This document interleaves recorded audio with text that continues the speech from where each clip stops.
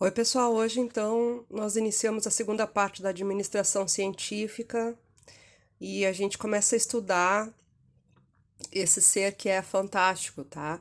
Henry Ford foi uma mente mais do que brilhante. Ele tinha uma, ele tinha um feeling para o empreendedorismo e a percepção tão aguçada, tão visionário, tão à frente do seu tempo, que ele desenvolveu processos que são utilizados até hoje. Claro que de forma mais aprimorada, hoje em dia, desculpa, a garganta não está muito boa, mas são os mesmos processos, aprimorados, né, redesenhados alguns, mas com a qualidade e com o objetivo que ele propunha, tá? Essa parte aqui é leitura própria mesmo, fala só do nascimento dele, né? Que ele nasceu em Michigan, nos Estados Unidos. Ele gostava muito de motores, ele trabalhava com o pai na fazenda, e ele tinha já essa habilidade, né, notória, que era de inovar, tá? Uma coisa que chama muito a atenção do mundo com relação ao Henry Ford, tá?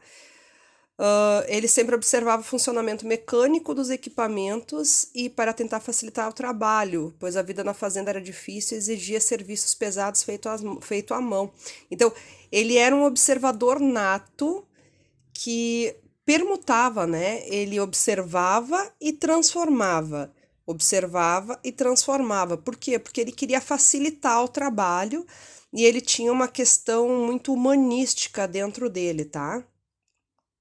Com 22 anos ele era mecânico, né, da Eagle Motors Works em Detroit, e o interesse dele foi pelos motores à explosão. Depois de 2 anos, ele construiu o primeiro motor desse tipo movido a gasolina, tá?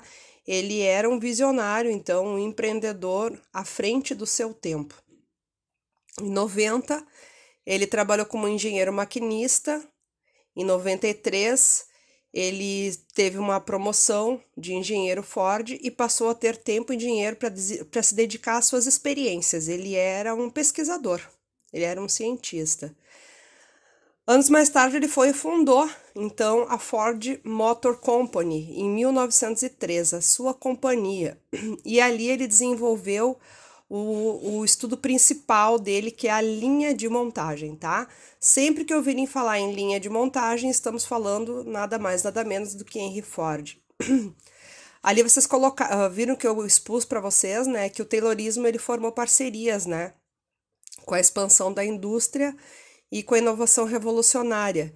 E veio o Ford e impõe, né, o seu pensar, a sua descoberta e trabalha com a linha de montagem.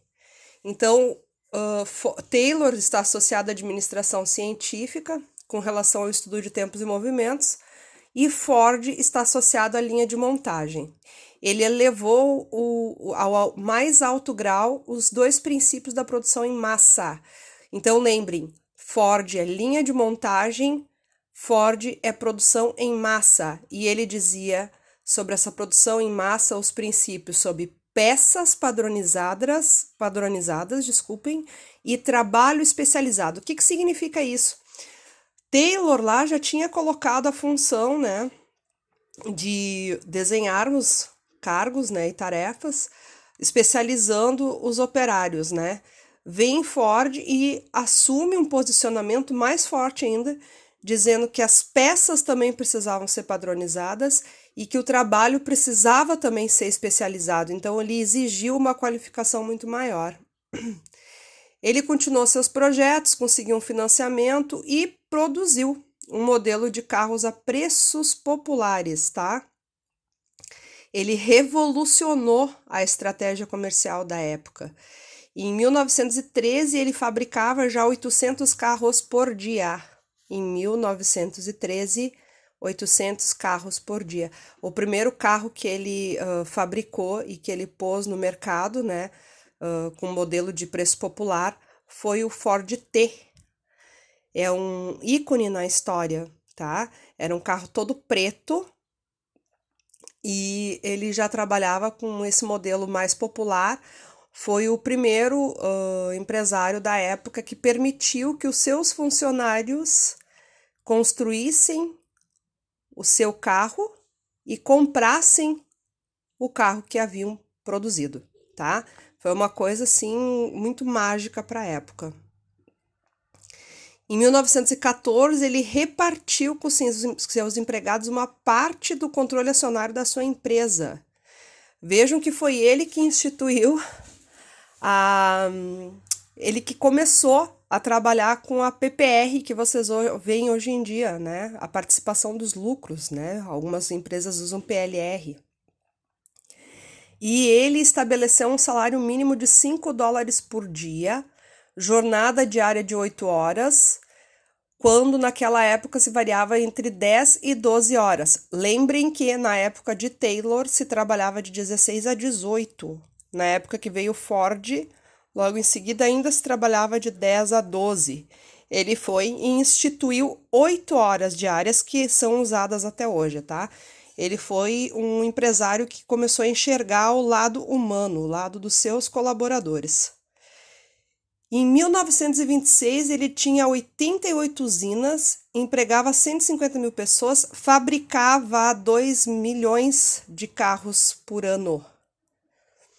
Contudo, teve outros méritos que, simplesmente por ter construído o primeiro carro popular em larga escala e ter feito fortuna, por ter formulado um punhado de ideias e teorias próprias a respeito da administração. Quer dizer, ele é visto como um grande empreendedor, um grande visionário que contribuiu muito para o universo da administração.